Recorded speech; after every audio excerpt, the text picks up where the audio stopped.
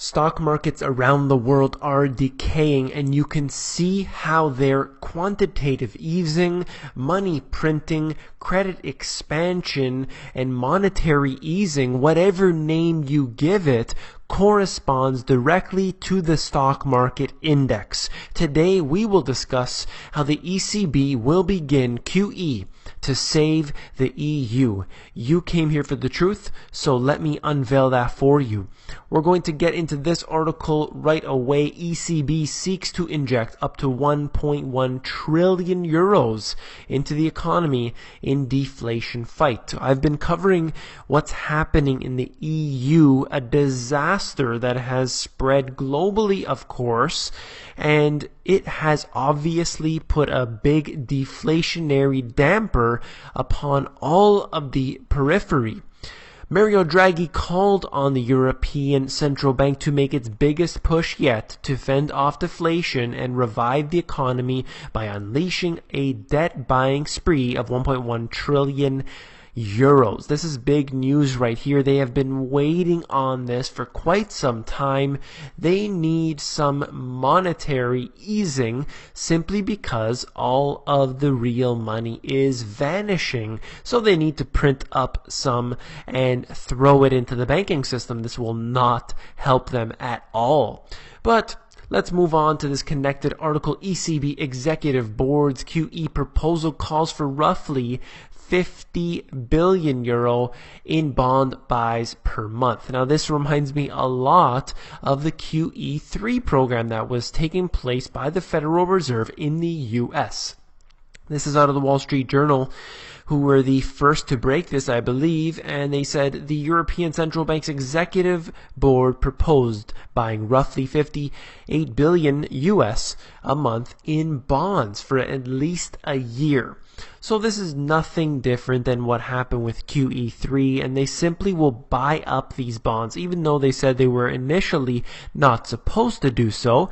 But here they are breaking the rules. As always, they create new institutions or facilities or whatever name they give them, like the ESM and all the others before it, in order to take the debt of the nations, repackage it up, put a nice little bow on top, and resell it as something much different. And this is how they continue their schemes. They can kick the can down the road, but eventually will run into a big disaster. And you can see how bad it's getting deflation wise in the EU right now. Of course, this is not going to solve the problem, but it will be interesting to see how the markets react, because initially they were not satisfied at all.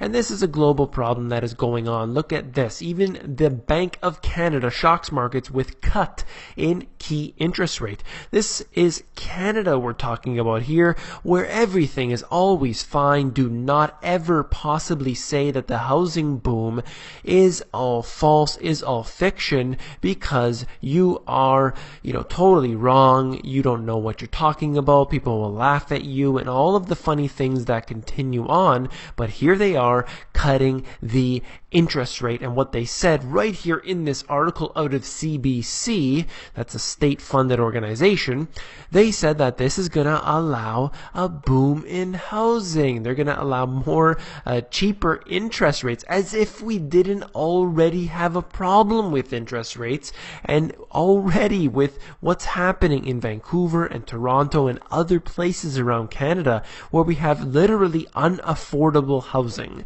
And that's how bad things get when you bring interest rates down so significantly that it's not realistic anymore. And I've covered the actual statistics showing you that historically you'd be able to buy the average house with about 3 to 4 years worth of salary. And now in the areas in Canada, it is up to 11 times and beyond that.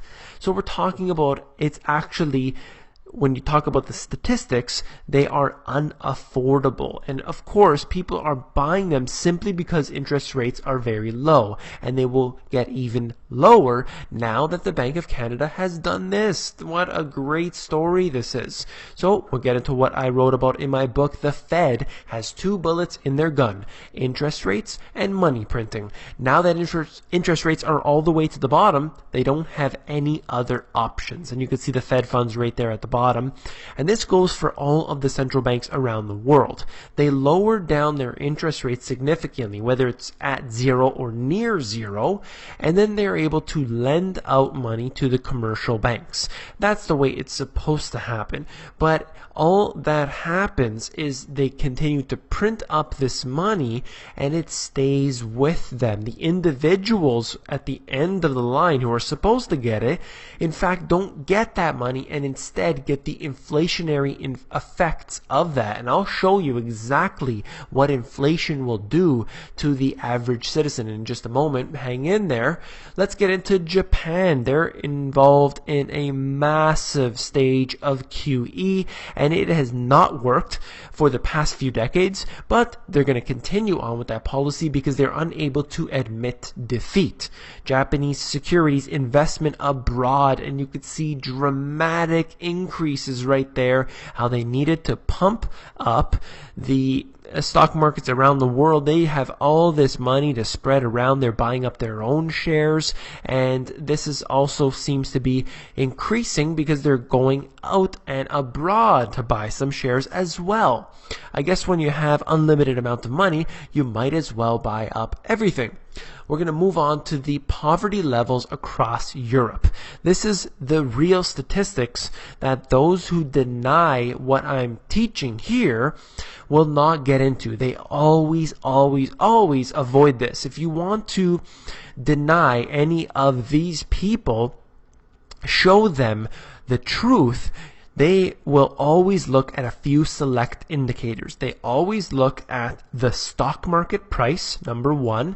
They may look at the US dollar, which is very strong right now comparative to other currencies around the world. And they look at the fake job numbers. So all we have to do in order to defy them and beat them using the truth, because that's how you have to beat someone, not with an opinion. Don't use your opinion to defeat someone and defend yourself. You need to use the truth because that can't be argued against. So when you want to talk about the stock markets, you show them or talk about how the central banks around the world receive incentives in order to buy up shares of the stock market. There are also other things that I have covered on here. For example, Japan, and another example, Switzerland, that admitted to buying up shares of their own stock market. So that's that right there. When you look at the jobs numbers, shadowstats.com, you've seen it for yourself. John Williams recalculating that all, showing you that after 1 year they fall off the map, and this is pretty easy to tell. Anyway, I don't want to go off onto a tangent right there, but we have to use the truth in order to defeat them. One of the statistics is the actual poverty level. Look at Greece at 21.4%. That's incredible to see it that high. Look at Italy, 20%, Portugal 18%, and even the UK at 16%. Now this is just one indicator, but it's a very important indicator, because when you have most of the public becoming really under poverty, then you're going to have a disparity that grows. Yes, the stock market can go to any number, and they could also drop it down tomorrow. We're looking at computer algorithms that control these markets, and you see how they spike up and down and go all out of control, that if we had humans behind it, it would be impossible for it to behave this erratically, but here we are. So the poverty statistics are something to look at, and they are very, very serious right now and getting worse. So I was talking about inflation rates right here. The Moscow Times said this: Russia's prosecutor general's office has launched a wave of checks on food prices at major supermarkets across the country as racing inflation stokes fears that the government will impose price controls. This is something that is going on right now around the world. It happened in the US. So why could it not happen here? A 4-day sweep that began on Tuesday has already discovered that price rises of 10 to 150% on basic foodstuffs, including meat, fish, milk, and potatoes. So you have basic things that people use in their everyday lives, like food, being extremely expensive in a very short period of time. This could happen because of a war. This can happen because of monetary stimulus getting out of control. You can have all of the other schemes that they propose, but regardless, it could happen for any which reason. It could be a natural disaster. It could be for anything. And you will experience massive rates of inflation. You may have the store shelves emptying, and this is when you run into a big problem. That's when you get civil unrest. That's when you get riots on the street, and undoubtedly it brings the police, the militarized police that is, and if things get very bad, then you have the military. And this is what has happened in many developing nations, where you see today, if you've been to any of these developing nations, you will see the military on the streets permanently, and that is there to keep order, all because of an economic crisis or other actions. This is about Greece right here. Obviously, we are seeing how bad that a nation can get in only a few year period. This is out of the Wall Street Journal. Greece is reeling from the effects of the biggest economic crisis in recent history. Here are some of the stats. So look at this, 25% the economy has shrunk since its peak in mid-2008. Imagine the nation, their GDP going in one quarter, chopped right off the top. That is a huge mess. 25.8% of Greeks remain out of work, and that's using what the statistics that they have that are probably just as fraudulent as those in the US. And you can go on here for yourself. There are many statistics to look at. This is definitely one interesting article, but you will see some more of the same information showing you how bad things can get very quickly. And why is Greece falling? Part of this is because of the credit default swaps. So they are using the debt of their own nation, and the gamblers or the bankers take that and they gamble with essentially the debt of that nation, and they will undoubtedly screw it over. That's what happened in Greece. Of course, there are other reasons why, but that is definitely one. So the fact remains is that you can never let the bankers take control of the finances. And what did they do to resolve their problem? They allowed the IMF in. And we had massive riots all throughout Greece, particularly in Athens. And you saw what happened with that. The same old story. Let's move on right here. Swiss SNB says inks packed for renminbi clearing with the PBOC, People's Bank of China, and you see how they are basically going away from what many of the other nations are doing. This is a currency war that is going on right here, and you see how China is engaging every country. Let's do business. Let's do business. We're going to talk. We're going to deal with our own currency. Let's use the yuan, or also known as the renminbi, to do deals together. And this will for sure be able to actually have stability in the markets instead of what's happening today. So the Swiss are partnering up with them. Just one other note here, they mentioned Sydney, London, Frankfurt among the global yuan trading centers, and they totally left out Toronto in there, even though that was supposedly the first one. Anyway, I just wanted to note that, how they like to conceal certain information whenever they feel like it. That is the mainstream media at its finest. I wanted to also throw this in at the end. This is extremely important, and it is not getting covered. I'm putting it here in this video right here for you guys. I hope that you appreciate this. General McInerney, we helped build ISIS. That is a quote. You can watch the video for yourself. And this is not twisting of the words. This is not some sort of manipulation. This is his words right here. He said, we helped build ISIS. He said, yes, a lot of those weapons from Benghazi did end up in the hands of the wrong people. But if we fund the right people, then we can actually win this war.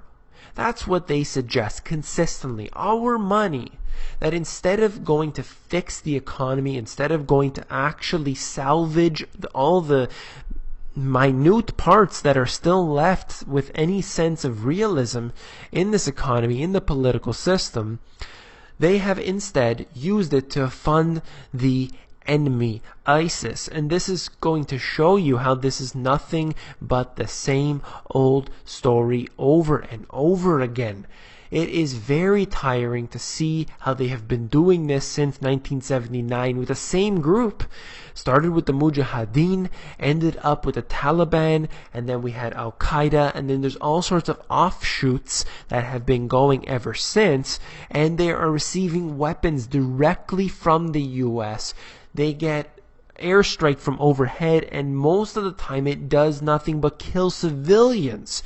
So this general, where although he did admit some of the truth here, he says we need to commit to bombing them more. That's going to solve the problem, and we know specifically that it's not. Our money is getting abused and used to hurt innocent people. Yes, there are some bad people out there. There are some of those who are part of these real groups like ISIS, but if we just remove the funding from them, they wouldn't be able to expand so rapidly. This is just going to show you how bad the decisions of the government are. Now, of course, this is intentional, but that's a topic for a different video. I hope that you enjoyed this video and that, of course, you will give me a thumbs up. I'm trying to get back to all of your emails. There are so many there. I basically lost track, but every day I do get through a few. So please be patient with me as I get back to all of you on there. It's really, really important to me to be able to correspond with you. And this is a conversation that we need to continue on. You guys are helping me, and I'm trying to basically unleash the truth to you. So I hope you appreciate that. And if you want more of this type of information, the best place to be at is the Insiders, because that's where I give out all my best intel for free. That's available at themoneygps.com. You just scroll down to the bottom, fill in your email address, and you get occasional emails from me with good, short, concise info.